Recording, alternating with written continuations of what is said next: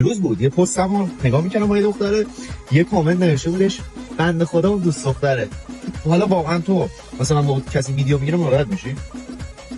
سر ویدیو نه. تو این مدت شیطنتی کردی یه نیمچه خیانتی کردی که ببینی پیام اینجا هم خیانت حساب میشه.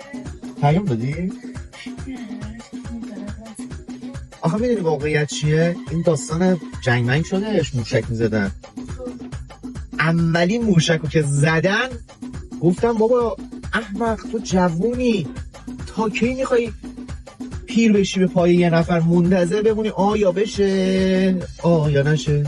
موشک اولی که زد با خودم نشستم فکر کردم چرا پاسوز یه آدمی به اسم هستی بشی. تو همین فکرها بودم، تو خیابون بودم، یه دختره رو دیدم، رفتم گفتم خانم سلام. فکر میکنی اون چی گفت؟ گفت کثافت آشغال. گفت یعنی تو با یه نگاه هم من خوشت اومده؟ تو دلم هم هی پشت هم میگفتم به به یه رانی مثل این گرفتم. بگو چی کار میکردش؟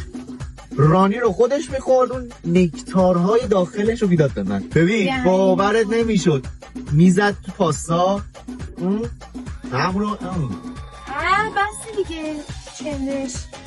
اینی که من باش بودم اسمش روزیتا بود. روزیتا بگو دهنتون جوری بچرخونه نکنم، روزیتا. عصبیه دهنتون جوری نکنم.